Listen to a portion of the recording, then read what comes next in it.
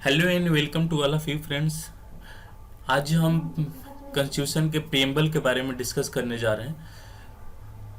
तो इस डिस्कशन में हम प्रीएम्बल क्या होता है उसके बारे में जानेंगे, नेचर ऑफ स्टेट क्या होता है उसके बारे में जानेंगे, और जो ऑब्जेक्टिव क्या है प्रीएम्बल का, और ये क्यों अडॉप्ट किया गया था और किस डेट को अडॉप्ट किया गया था, उन सारी चीज़ों को डिस्कस करेंगे। तथा क्या ये कॉन्स्टिट्यूशन का पार्ट है या नहीं ये भी देखेंगे, और जो इम्पोर्टेंट केसेस है प्रीएम्बल से रिलेटेड उसको भी लास्ट में देखेंगे। तो चलिए एक एक करके स्टार्ट करते हैं फ्रेंड्स। जैसा कि प्रीएम्बल को प्रीफेस ऑफ द कॉन्स्टिट्यूशन कहा जाता है। प्रीफेस मतलब ये होता है कि किसी चीज को देख कर ही, या पहले जो प्रीफेस मतलब आप किसी चीज को प्राइमरी देख कर ही उसके ऑब्जेक्टिव जैसा उसके बारे में आप जान सकते हैं, उसी को प्रीफेस कहा जाता है। तो कॉन्स्टिट्यूशन के बारे में आप टोटली प्रीएम्बल को जब आप अच्छे से पढ़ेंगे तो कॉन्स्टिट्यूशन के बारे में भी जान सकते हैं कि यह क्या कहता है। और ये प्रीएम्बल है, लैटिन वर्ड से बना है, जिससे मतलब होता है प्रीएम्बस वर्ड से बना है, जिसका मतलब होता है इंट्रोडक्शन या इंट्रोडक्टरी। मतलब किसी चीज के इंट्रोडक्शन करने का या जो प्रोविजन दिया जाता है उसी को प्रीएम्बल कहा जाता है। और ये यूएस कॉन्स्टिट्यूशन से इंस्पायर होकर हमारे इंडियन कॉन्स्टिट्यूशन में लिया गया था। और इसे जवाहरलाल नेहरू के द्वारा एक रेजुलेशन पास किया था, ऑब्जेक्टिव रेजुलेशन 13 दिसंबर 1946 को, और इसे अडॉप्ट किया गया था 22 जनवरी 1947। तो ये भी पीसीएस या किसी भी जनरल एग्जाम में पूछा जाता है। डेट तो यूपीएससी में नहीं पूछा जाता है डेट के बारे में, लेकिन कभी कभी ये एसएससी या और सभी एग्जाम में पूछ दिए जाते हैं, तो ये भी याद रखना जरूरी हो जाता है। और फ्रेंड्स, प्रीएम्बल का जो इंट्रोडक्शन होता है उसका मेन पर्पस होता है कि उसका फिलोसफी क्या है, यूजेज क्या है, आइडिया और एक्सप्रेशन क्या है, प्रिंसिपल क्या है। तो इन सारी चीज़ों को प्रीएम्बल डिस्कस करता है, उनके बारे में डिस्कशन करता है कि इसका फिलोसफी क्या है और यूजेज क्या है और आइडिया और एक्सप्रेशन क्या है। इन सारी चीज़ों के बारे में प्रीएम्बल ही हमारे कॉन्स्टिट्यूशन में बताता है। तो चलिए देख लेते हैं कि प्रीएम्बल का जो मेन वर्ड्स हैं और ये टोटली प्रीएम्बल है क्या। फ्रेंड्स, प्रीएम्बल के स्टार्टिंग में लिखा हुआ, we the people of India having solemnly resolved to constitute India into sovereign socialist secular democratic republic and to secure to all its citizens. Friends, पहले ही वर्ड में we the people of India मतलब जो people है, जो जनता है, उन्हीं के द्वारा एक कॉन्स्टिट्यूशन, वही एक सोर्स है जो उन्हीं के द्वारा जो कॉन्स्टिट्यूएंट असेंबली बनी थी उसी से कॉन्स्टिट्यूशन बना है। और इसका नेचर क्या है, तो नेचर है sovereign socialist secular democratic and Republic India बनाने के लिए। इन सब को बाद में हम डिफाइन करेंगे कि एक वर्ड का मतलब क्या है और नेचर क्या है, ऑब्जेक्टिव क्या है।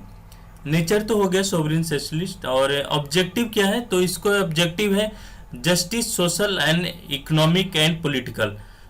तो इसका ऑब्जेक्टिव है कि आप किस तरह से इंडिया को सबको जस्टिस प्रोवाइड करेंगे, इक्वलिटी प्रोवाइड करेंगे, लिबर्टी, फ्रेटर्निटी, ये सारे वर्ड लिया गया है फ्रेंच कॉन्स्टिट्यूशन से, फ्रेंच से इंस्पायर होकर लिया गया है।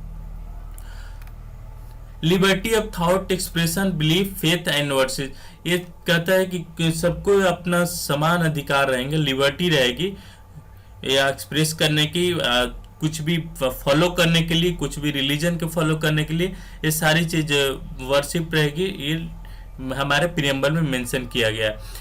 Equality of status end of opportunity, ये रशियन से लिया गया है।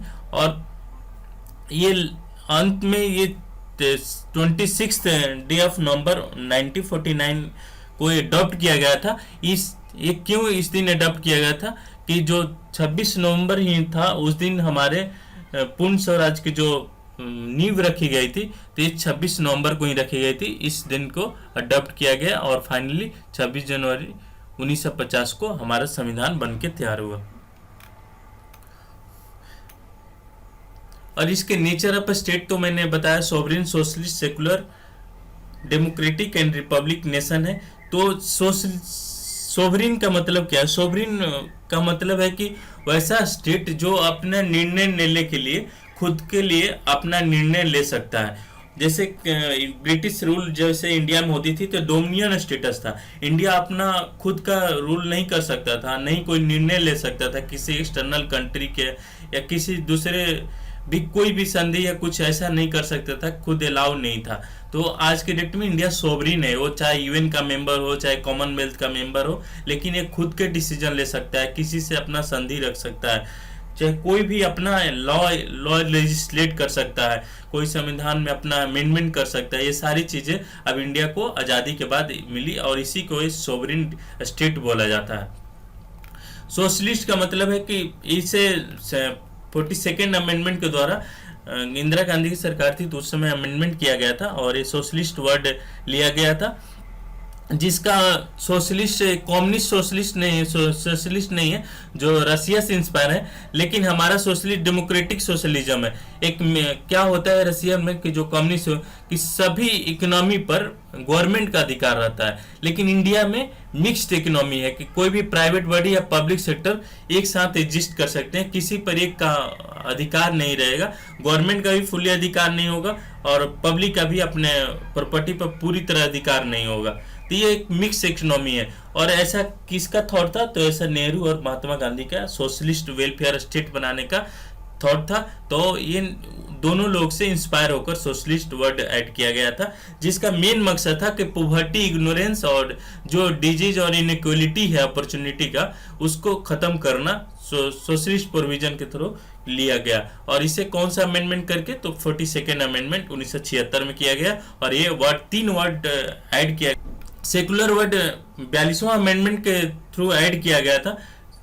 और इस सेकुलर जो हमारा वर्ड है ये वेस्ट सेकुलरिज्म से अलग है, क्योंकि यहाँ तो रिलीजन पूरी तरह से स्टेट अलग नहीं है, मिक्स्ड है। और लेकिन वहाँ वेस्टर्न सेकुलरिज्म है जो पूरी तरह से रिलीजन मतलब अलग है, मतलब आप सेपरेट कर सकते हैं। लेकिन यहाँ एक मिक्स्ड है, यहाँ स्टेट अपना रेगुलेट कर सकती है, उस दिन छुट्टी भी दे सकती है, लेकिन वहाँ ऐसा नहीं। आप कहीं प्राइवेट या पब्लिक प्लेस पर आप ऐसा कोई भी रिलीजन एक्टिविटी नहीं कर सकते, लेकिन इंडिया में ऐसा नहीं है। बट स्टेट के पास कोई रिलीजन नहीं है, जो इंडिया स्टेट है उसके पास कोई रिलीजन नहीं है। कोई भी अपना इंडिविजुअल अपना फ्रीडम है एक्सप्रेस करने का, कोई भी रिलीजन को फॉलो कर सकता है या प्रोफेस कर सकता है। तो ये सारी चीजें सेकुलरिज्म के द्वारा ऐड किया गया था 42nd अमेंडमेंट 1976 में। डेमोक्रेटिक के वर्ड है ये डेमो और क्रेसी से बना है। तो डेमो मतलब पीपुल होता है, क्रेसी मतलब रूल होता है। और जो भी कॉन्स्टिट्यूशन है गवर्नमेंट का वो by the will of people बना है, मतलब पीपुल के ही इच्छा से बनी है, पीपुल के अधिकार से ही ये डेमोक्रेसी बनी है, उनका ही पार्टिसिपेशन होता है, चाहे इनडायरेक्ट और डायरेक्ट है। तो हमारा इनडायरेक्ट है पार्लियामेंट्री सिस्टम है जो, उसमें इनडायरेक्ट डेमोक्रेसी है और रिप्रेजेंटेटिव गवर्नमेंट है।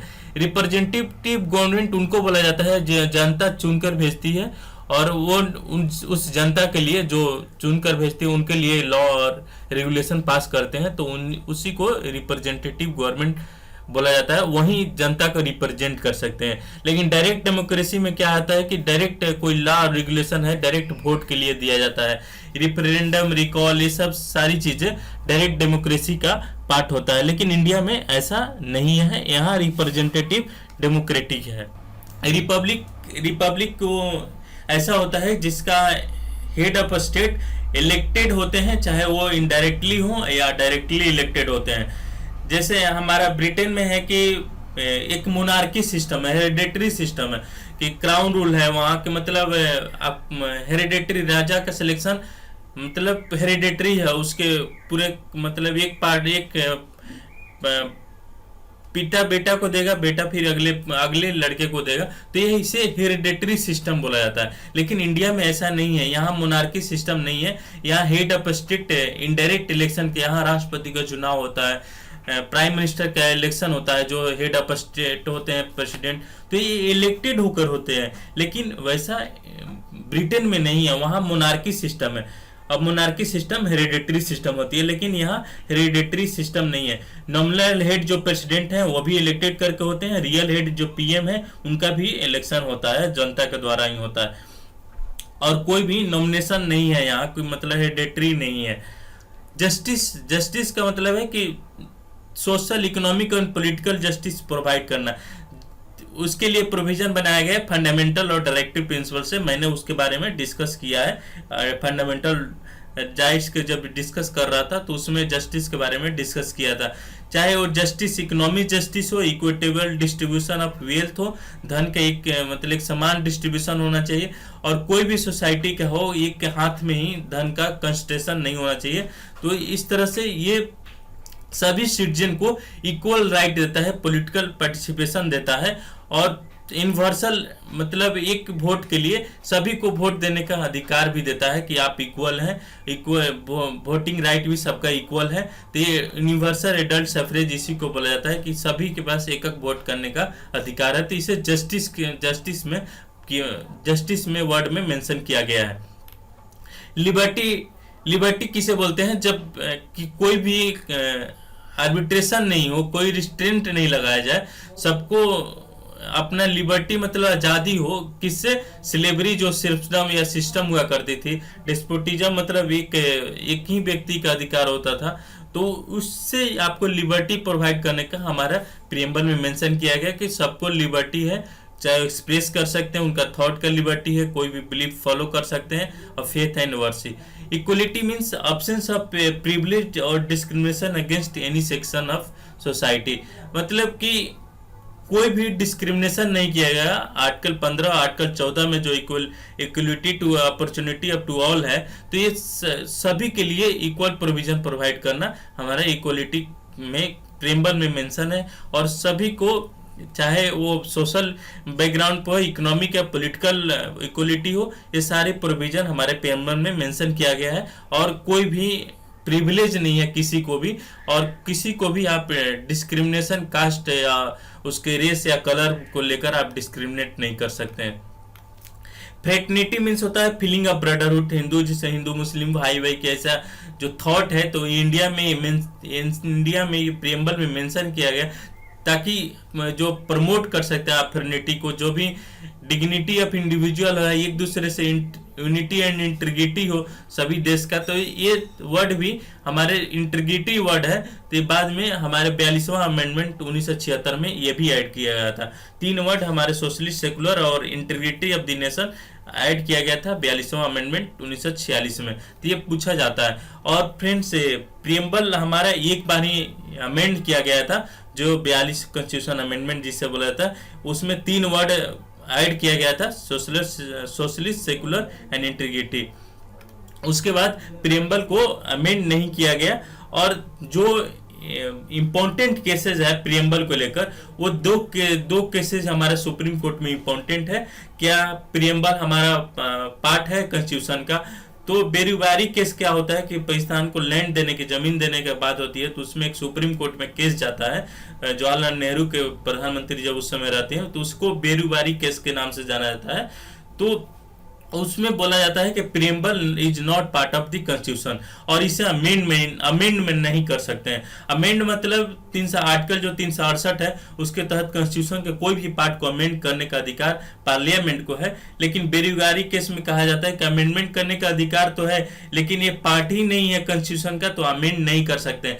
लेकिन इस गलती को केशवानंद भारती केस में, जो सुप्रीम कोर्ट में 1973 में है, उसको रेक्टिफाइड करता है, उसे सही करता है, और बोलता है कि जो प्रियम्बल है वो पार्ट ऑफ द कॉन्स्टिट्यूशन है। क्योंकि जिस तरह से कॉन्स्टिट्यूएंट असेंबली ने बाकी पार्ट को ऐड किया था कॉन्स्टिट्यूशन में, उसी तरह से प्रियम्बल को भी उसी प्रोसेस से ही कॉन्स्टिट्यूशन असेंबली ने ऑब्जेक्टिव के तहत, जवाहरलाल नेहरू के ऑब्जेक्टिव के तहत इस पार्ट ऑफ कॉन्स्टिट्यूशन के प्रीफेस बनाया गया।